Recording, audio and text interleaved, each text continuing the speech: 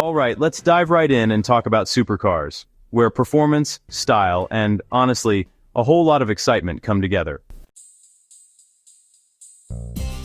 Welcome back to Supercar. The 2025 Dacia Duster has arrived, flexing its rugged new muscles and touting an unbeatable price tag that has earned it the reputation as the king of budget SUVs. Dacia, the budget arm of Renault, claims the Duster delivers maximum car for minimal money. Built on the modern CMF-B platform, the new Duster promises serious upgrades, including an advanced hybrid powertrain, impressive off-road capability with up to 217 millimeters of ground clearance, and a completely modernized aesthetic. If you are here, you are interested in value, but value comes with sharp edges. This vehicle is a masterclass in compromise. Dealers are focused on selling the dream, showcasing the design and the low starting price. What they conveniently omit, however, are the brutally honest trade-offs that Dacia engineered into the vehicle to meet that price point. These compromises relate directly to long-term ownership costs, daily drivability, and fundamental component quality. In this report, we break down the 6 critical secrets that separate the brochure fantasy from the daily reality. If this deep dive saves you thousands and spares you years of frustration, do us a favor, hit that subscribe button, ring the notification bell, and join the Supercar family. The fundamental truth about the Duster is that its greatest strength, its low initial price, is simultaneously the root cause of its most significant weaknesses. Dacia must prioritize affordability and durability, and in the highly regulated and competitive modern market, achieving that affordability means making deliberate and often painful omissions. These cost-cutting measures, specifically in areas like sound deadening and high-end electronics, directly translate into compromises in refinement and complex component pricing. The low purchase price is not merely a beneficial feature, it is the causal factor for nearly every major critique owners later identify. So, here's the thing. Why the sticker price is basically a red herring. Dealers often anchor customers with the lowest possible price, but honestly, the reality is that the Duster model you actually want is way more expensive. The current UK pricing starts from around £18,269 for the bare-bones 1.0 TCE 100 bi-fuel essential model. This price point is deliberately set to draw comparisons with smaller hatchbacks, not SUVs. However, the entry-level essential trim is, well, a pretty severely compromised vehicle. It offers only manual air conditioning, a basic analog instrument cluster with a small 3.5-inch TFT screen, and the Dacia Media Control System, which requires the driver to mount and use their own smartphone for infotainment. Most modern buyers, especially if you're looking for a family SUV, will immediately disregard this specification.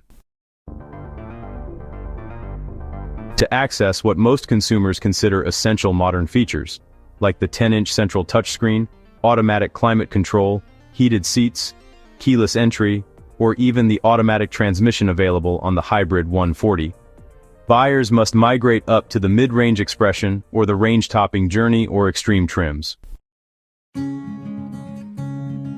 This inevitable migration pushes the price significantly higher, often past the £26,000 mark for the desirable hybrid 140 or the TCE 134x4 models. At this elevated price point, up to €26,650, the Duster's competitive landscape fundamentally shifts. When optional extras and required trim levels are factored in, the Duster loses its primary advantage, the massive price gap relative to its competitors. Once in the £25,000 to £27,000 territory, the Duster faces established, more refined rivals, such as the Skoda Kamiq, Renault Captur, or Hyundai Kona, which often deliver greater comfort, better quality materials, and more sophisticated technology for similar money. Without the overwhelming price advantage, the Duster's inherent compromises become magnified and far harder to justify. Even small celebrated features like the clever U-clip smartphone holder are often a £20 optional extra rather than a standard inclusion, further chipping away at the overall bargain perception. The road noise nightmare they won't let you test. If a dealer refuses to take you on a highway test drive, there is a reason. The 2025 Duster carries a significant acoustic penalty. The vehicle is manufactured with substantially less sound-deadening material than its market alternatives, a classic cost-cutting measure.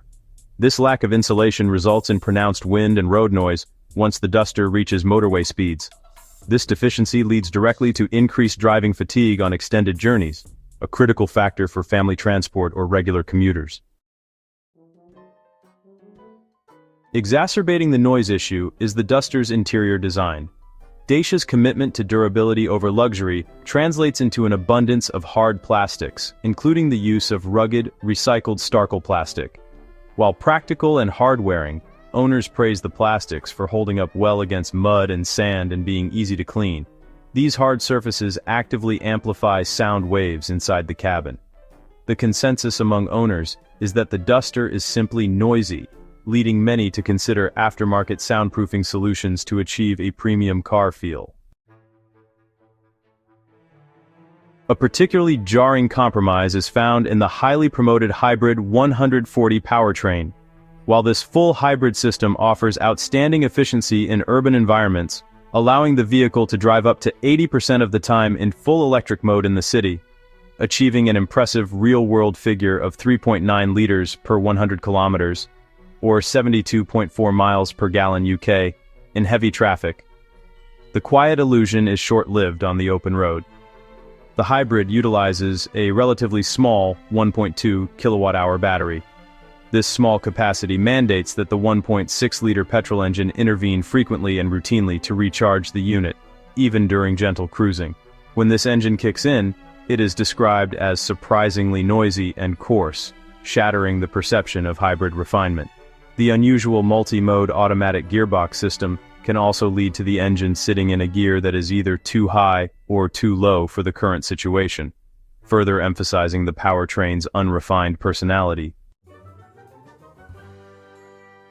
Alright, so here it is, the final reckoning. Is it a bargain or a burden? The 2025 Dacia Duster really does deliver on its core promise. It's a bold, rugged, family-sized SUV at an exceptionally low entry price. It's mechanically capable, structurally sound, and super practical, with clever touches like the U-clip system and honestly real off-road ability in that 4x4 mild hybrid version.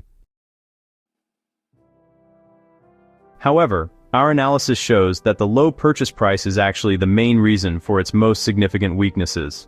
Buyers need to accept daily compromises for that initial saving. We're talking about a lot of wind and road noise at highway speeds, a pretty frustrating lag and unreliability in the infotainment system, the sudden and coarse way the hybrid engine kicks in when you're driving outside the city, and, yeah, higher than expected maintenance costs for those specialized hybrid components. The Duster is really designed for a very specific type of buyer, someone who values robust function, off-road capability, and raw value over premium refinement, fancy tech, and total peace and quiet. If you're okay with the possibility of digital headaches, the constant noise, and the higher risk of expensive hybrid repairs in exchange for rugged design and a ton of space, then the Duster is still a genuine bargain. But if you walk into the dealership expecting the kind of refinement and seamless technology you'd get from a European or Korean rival, even at a mid-tier price, you might end up regretting your purchase. So, buyer expectations really have to match the reality of the compromises Dacia had to make here.